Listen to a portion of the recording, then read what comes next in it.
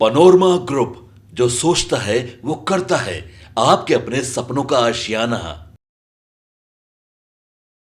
नमस्कार, आप देख रहे हैं भारत लाइव और मैं विकास सिंह आपके साथ आपका स्पेशल एपिसोड लेकर एक बार मैं फिर हाजिर हूं। भीतर की बात, लालू ने आधी रात को सहनी के साथ कर लिया सेटिंग। 1 दर्जन से भी अधिक सीट जो है वो फंस गए हैं। मोदी, नीतीश, चिराग सब परेशान। और इसी पर हमारे साथ ज्यादा जानकारी के साथ बाबा जी जुड़े हुए हैं, जो भीतर की बात में आपको विश्लेषण से समझाते हैं कि क्या कुछ अब आगे होने वाला है। बाबा जी, आधी रात को बिहार में खेला हो गया। लालू प्रसाद यादव ने आधी रात को मुकेश सहनी से सब कुछ सेटिंग कर लिया, जिसके बाद 1 दर्जन से भी अधिक सीट जो थे वो फंस चुके हैं और तमाम नीतीश से लेकर मोदी और चिराग पासवान परेशान नजर आ रहे हैं। अब क्या कुछ होगा? देखिए विकास, जब से नीतीश कुमार महागठबंधन से बाहर हुए हैं तब से कई संभावनाओं पर विचार किया जा रहा था। विचार तो ये भी किया जा रहा था कि अगर नहीं बनी बात तो चिराग पासवान भी उधर जा सकते हैं। हालांकि चिराग पासवान ने इस बात से पूरी तरह से इनकार किया। उन्होंने कहा कि मैं अगर चुनाव लड़ूंगा भी तो एनडीए से, नहीं तो किसी दूसरे गठबंधन से नहीं, बिना गठबंधन के चुनाव लड़ूंगा। सभी 40 सीटों पर मेरी तैयारी है। दूसरी तरफ उपेंद्र कुशवाहा की बात कर रहे हैं।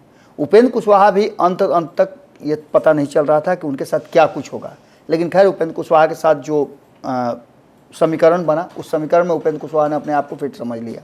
जीतन राम मांझी को लेकर के भी ये बातें कही जा रही थी, और सारी बातें तब कही जा रही थी जब नीतीश कुमार महागठबंधन से एनडीए की तरफ शिफ्ट होकर के आए। आपको याद होगा कि जब सीट शेयरिंग का समझौता दिल्ली में चल रहा था एनडीए गठबंधन के बीच, तो मुकेश सहनी भी उस दौरान वहीं थे। संभावनाएं बहुत हद तक बन रही थी कि अगर इन लोगों के साथ टाई अप नहीं होता है तो मुकेश सहनी उस एनडीए का हिस्सा हो जाएंगे। लेकिन ये सारा समीकरण जोड़ घटाव करके जब देखा गया तो ऐसा लगने लगा भारतीय जनता पार्टी को कि अगर नरेंद्र मोदी को बिहार की 40 सीटें दिलवानी है और 400 के पार का आंकड़ा जब हमें अचीव करना है, तो ऐसी स्थिति में जो समीकरण हमारे पास है, इस समीकरण में थोड़ा 19-20 करके समझा बुझा करके इसी समीकरण के साथ चुनाव लड़ा जाए। क्योंकि जो पहले से स्थिति थी, हालांकि इसमें देख लीजिए, एक चिराग पासवान को छोड़ करके बाकी सभी एनडीए का हिस्सा रहे हैं और एनडीए से बाहर भी चले गए हैं, जिसमें नीतीश कुमार का भी नाम है, जीतन राम मांझी का नाम है, उपेंद्र कुशवाहा का नाम है। ये सभी लोग एनडीए में रहे भी हैं और बाहर भी गए हैं। खैर, इन सारी बातों के साथ जो वर्तमान परिस्थिति बनी थी, उसमें जो दोनों खेमा है, उस खेमा में जिसे जितना लगा कि मेरे लिए ज़्यादा मुफीद है, वो उधर शिफ्ट हुआ। आंकड़े बैठाए गए। आंकड़ों को बैठाने के दौरान ये बातें कही जा रही थी, जब मुकेश सहनी को एनडीए में जगह नहीं मिली या एनडीए के साथ उनका नहीं बन पाया, समझौता नहीं हो पाया, तो ऐसी स्थिति में उन्होंने ये तय कर लिया कि वो अब आगे क्या करेंगे। कई बार जब हमने पूछा भी, जब ये हम खबर करने बैठे हैं, तो हमारे पास 12 सीटों का लिस्ट है।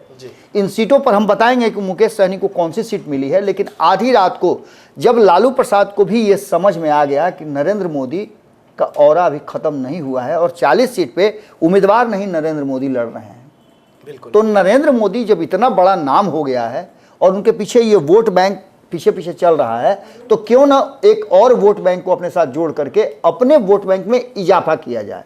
और इस बात को लेकर के नहीं चाहते हुए भी, आपको याद होगा, हालांकि इसी बीच पप्पू यादव का एपिसोड भी हुआ, आपने देखा कि पप्पू यादव अपनी टीम के साथ कांग्रेस में शामिल हुए थे। उन्होंने कोशिश किया था कि अगर पप्पू यादव, आज भी आपने देखा होगा कि जो उन्होंने नामांकन निर्दलीय भले ही कर लिया हो, लेकिन अभी भी वो कह रहे हैं कि रोहिणी आचार्य के लिए वो चुनाव प्रचार करेंगे, मीसा भारती के लिए करेंगे, हिना साहब के लिए करेंगे, जहां जहां जरूरत होगी वहां वहां वो प्रचार करेंगे। ये एक अलग मैटर है। लेकिन जो मुकेश सहनी को लेकर के एपिसोड चल रहा था, उस एपिसोड पर कहीं ना कहीं अब ये बात साफ नजर आ रही है कि लालू प्रसाद और मुकेश सहनी से बातचीत हो गई है। हम इस आधार पर यह बात कर रहे हैं कि मुकेश सहनी के किसी भी करीबी को या मुकेश सहनी को आप फोन कर लीजिए, कोई भी आपसे बात करने के लिए तैयार नहीं है। कुछ लोगों ने फोन उठाया और बोला कि सॉरी, अभी जानकारी थोड़ा सा हमको वक्त दे दीजिए, हम बात करते हैं। यानी कि इन 1200 सीटें हम बताने जा रहे हैं कि 1 दर्जन सीट पे कहीं ना कहीं मुकेश सहनी के आने से भारतीय जनता पार्टी को, नीतीश कुमार को और चिराग पासवान को समस्याएं तो होंगी, इसमें कोई दो राय नहीं है। क्योंकि मुकेश सहनी का वोट है, इस बात से आप इनकार नहीं कर सकते हैं। आप राजमोहन निषाद को अगर मुजफ्फरपुर से चुनाव लड़ा देते हैं तो आप निषाद समाज का ऐसा नहीं कि अपने वोट अपने पास लेके आते हैं, बल्कि आप एक विरोध का सामना करते हैं अजय निषाद के और मुकेश सहनी के, दोनों के विरोध का सामना करते हैं। तो ये विरोध वाला स्वर जो है ज़्यादा मजबूत होता है, क्योंकि अब इसी खेमे में, महागठबंधन के खेमे में ही अजय निषाद भी हैं और मुकेश सहनी भी हैं। लेकिन जिस दिन ये सब कुछ होता है बाबा, जिस दिन मुकेश सहनी को सेट किया गया, उससे ठीक दिन की अगर हम बात करें तो प्रधानमंत्री नरेंद्र मोदी का बिहार में पहला दौरा होता है, और आधी रात को जो लालू प्रसाद यादव खेला करते हैं, तो क्या वो समझ गए कि मोदी के साथ अब भी बिहार की जनता जुड़ी हुई है? मैंने वही बात कहा ना कि बिहार की 40 सीट पर नरेंद्र मोदी लड़ रहे हैं। कल की सभा के बाद ये बात लगभग क्लियर हो गया कि नरेंद्र मोदी के नाम पर ही वोट मिलना है। बाकी अब जितना वोट आप कैंडिडेट के रूप में अपना ले आए, लेकिन जीत का वोट जो होगा वो नरेंद्र मोदी का होगा। उस पर आप कितना लंबा उसमें लकीर खींचते हैं वो एक अलग बात है। हालांकि ऐसा नहीं है, लड़ाई बहुत टफ है, लेकिन अगर वोट मिल रहा है एनडीए के घटक दलों को तो नरेंद्र मोदी का उसमें एक बड़ा स्टेक है, बड़ी हिस्सेदारी है। अब ऐसी स्थिति में हम कुछ सीटों की चर्चा कर लेते हैं। जैसे सारण की सीट है, हम शुरू करते हैं जस्ट मतलब पटना के बगल में। सारण सबसे ज़्यादा चर्चा का विषय है, क्योंकि यहाँ से रोहिणी आचार्य चुनाव लड़ रही हैं और एक लंबे समय से राजनीति में अपना पैर जमाए अंगद की तरह वहाँ राजीव प्रताप रूढ़ी हैं, यानी बीजेपी वर्सेस आरजेडी है। और इसमें अगर मुकेश सहनी इन कर जाते हैं तो ये बात मान के चलिए कि उनका जो 6-7-8% जो वोट बताते हैं कि 6-7-8% वोट है, मैं पूरी आपको दावे के साथ कह रहा हूं कि जो उनके समाज का वोट है, नोनिया बिन, मलाह, बेलदार, सारे लोगों का वोट जो है वो करीब 2 लाख से ज़्यादा है। तो इसमें से 50% भी अगर काट देते हैं तो 1 लाख वोट का इजाफा महागठबंधन में होता है। यानी कि जीत हार का आंकड़ा एकदम पैरेलल हो जाएगा, और जहां पर मुकेश सहनी का पसंगा पड़ेगा वहां थोड़ा सा भार डाउन होगा। बड़ी सोच समझ करके लालू प्रसाद ने आधी रात को जब नरेंद्र मोदी बोल करके गए तो उसके बाद पूरा मंथन हुआ, और इस मंथन में कहा तो ये जा रहा है कि जो शीर्ष जो लोग हैं, जो डिसीजन मेकर हैं, बड़ी मुश्किल से समझाने में सफल हुए तेजस्वी यादव को कि नहीं, हमारे लिए ये जरूरी है कि मुकेश सहनी को साथ लेकर के चलें। और ये फैसला रात के अंधेरे में लालू प्रसाद ने कर दिया। अब इसके बाद अगर बात करें मुजफ्फरपुर की, तो वहाँ तो अभी देख ही रहे हैं कि क्या विवाद मचा हुआ है।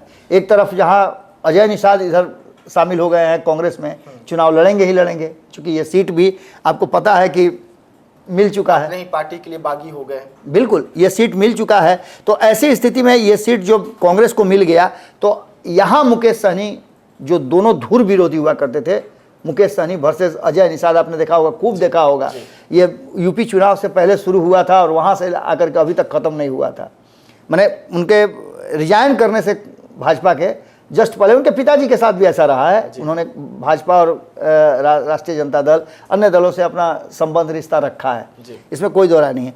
तो एक बार फिर से मुजफ्फरपुर की, खगड़िया की बात करें तो खगड़िया आप जानते ही हैं, एक तो बागी हो गए हैं महबूब अली कैसर, उनको टिकट नहीं मिला और खगड़िया से लोक जनशक्ति पार्टी अपना उम्मीदवार उतारी है। उस उम्मीदवार को लेकर के भी काफ़ी हंगामा हो रहा है, कई उम्मीदवारों के नाम चल रहे थे, लेकिन अब पार्टी उनकी है तो वो अपने हिसाब से, उनके टीम के लोगों ने, कल मैं सुन रहा था, आप इंटरव्यू ले रहे थे, तो अरुण भारती जो उनके जीजा हैं वो बताया कि मैं परिवार के चलते नहीं आया हूं, बल्कि पार्टी के अंदर जो आंतरिक लोकतंत्र है उसके तहत चुन करके आया हूं। लोगों ने मेरे नाम का समर्थन किया तो उस पर मुहर लगी है। ऐसे ही हो सकता है कि इसमें भी आंतरिक लोकतंत्र की कुछ बात हो, लेकिन खगड़िया को लेकर के काफ़ी विवाद हुआ, उम्मीदवार को लेकर के, उनके पार्टी के भीतर भी।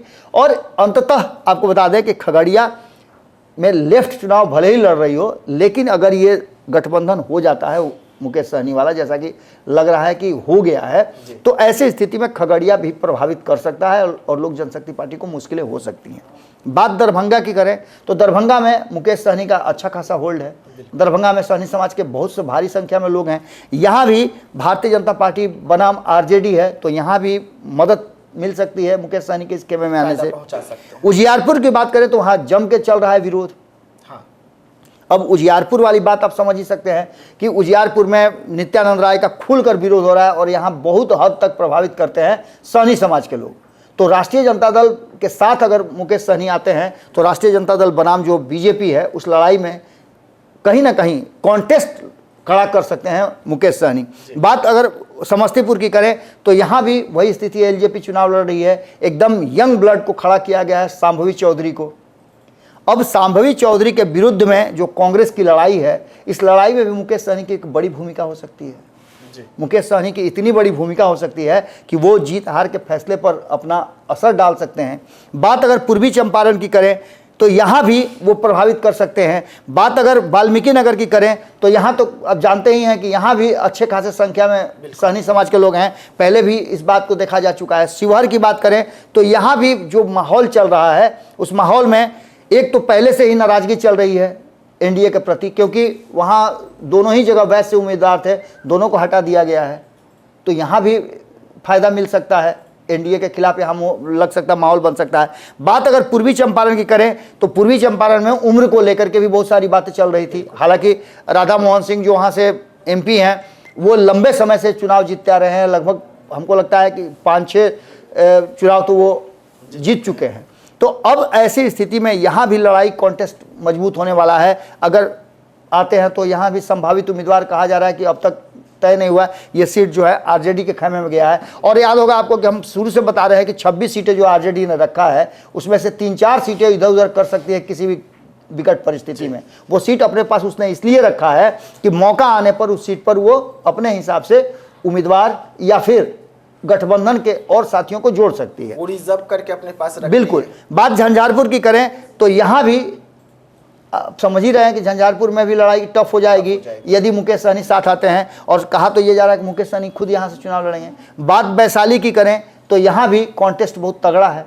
यहाँ पर भी कहा यह जा रहा है कि रामा सिंह से लेकर के और कई लोग यहाँ अनु शुक्ला, मुन्ना शुक्ला, ये सारे लोग लाइन में है। इसके अलावे बता रहे हैं आपको कि कई बागी हैं एलजेपी के जो चुनाव लड़ने की पूरी तैयारी कर चुके थे। अब ऐसी स्थिति में आप समझ सकते हैं कि ये पूरा का पूरा मामला जो है 12 सीटों का, वो एनडीए से शिफ्ट होकर के महागठबंधन की तरफ थोड़ा सा ऊपर आ सकता है, जो लड़ाई को कॉन्टेस्ट को और तगड़ा करेगा। ऐसे में जो बातें चल रही है कि पूर्वी चंपारण यानी कि मोतिहारी, झंझारपुर और वैशाली की सीट मिलेगी, लेकिन इसके अलावे भी अभी कई सीटें हैं जिन सीटों पर चर्चा चल रही है। जैसे मुजफ्फरपुर की सीट, हो सकता है कि उजियारपुर शिफ्ट कर दिया जाए अजय निषाद को और मुकेश सहनी को मुजफ्फरपुर की सीट दे दी जाए। ये भी अभी बहुत संभावनाएं बनी हुई है, क्योंकि मुजफ्फरपुर में अजय निषाद से ही चुनाव लड़ना चाहते थे। आज वो अपने ही उम्मीदवार से एक बार राजभूषण चौधरी जो हैं वो अब निषाद लिखते हैं, उनसे हो जाए। या इसके अलावे वाल्मीकि नगर भी एक सीट है जिस सीट पर कॉन्टेस्ट लड़ा जा सकता है। यानी कि इन 12 सीटों में से 3 सीटें ऐसी हैं जो मुकेश सहनी को चुनाव लड़ाया जा सकता है। और जो हमारी जानकारी है, लगातार जिस तरह की बात की जा रही है, उसमें साफ साफ नज़र आ रहा है कि कहीं ना कहीं मुकेश सहनी के साथ रात के अंधेरे में वो फैसला हो चुका है। और नरेंद्र मोदी जब नेक्स्ट बिहार दौरा करेंगे 7 तारीख को, तो संभावना है कि उससे पहले मुकेश सहनी भी गरजने के लिए नरेंद्र मोदी के विरुद्ध तैयार रहेंगे। जी हाँ, तो आप बाबा को सुन रहे थे। बाबा आपको समझा रहे थे कि प्रधानमंत्री नरेंद्र मोदी की जैसे ही विदाई दिल्ली के लिए होती है, वैसे ही आधी रात को, उसी दिन आधी रात को लालू प्रसाद यादव जो है वो बड़ा खेला करते हैं बिहार में, क्योंकि आगामी तारीख को फिर से एक बार प्रधानमंत्री नरेंद्र मोदी जो हैं वो बिहार आने वाले हैं। उससे पहले नरेंद्र मोदी के लिए बड़ा जाल बिछाते हुए यहाँ पर लालू प्रसाद यादव नजर आ रहे हैं कि किस तरीके से इस बार जो है प्रधानमंत्री नरेंद्र मोदी को घेरना है, और रणनीति क्या कुछ होगा जिसमें मुकेश सहनी को शामिल किया जा रहा है। और अब जो खबर निकलकर सामने आ रही है कि अगर मुकेश सहनी महागठबंधन में शामिल होते हैं तो 1-2 सीट नहीं बल्कि 12 सीटों पर वो अपना प्रभाव डालेंगे, और ये प्रभाव एनडीए के लिए खतरे की घंटी हो सकती है। तो ऐसे तमाम खबरों के लिए आप बने रहिएगा भारत लाइव के साथ। दीजिएगा इजाजत, धन्यवाद। पनोरमा ग्रुप, जो सोचता है वो करता है। अगर ये वीडियो पसंद आई और वह बिहार के राजनीति और बिहारियत से सरोकार रखेनी तो सब्सक्राइब बटन दबा के चैनल के सब्सक्राइब कर ली। ओजे एगो घंटी बा, ओकरा बटन दबा देला से कुल सटीक और मारक खबर रुआ मुफ्त में मिल जाई। अगर रुआ पत्रकारिता के हमनी के नया प्रयोग में सहयोग कर चाहतानी तो ज्वाइन बटन दबा दी। पेटीएम नंबर नोट कर ली 9386816700। धन्यवाद।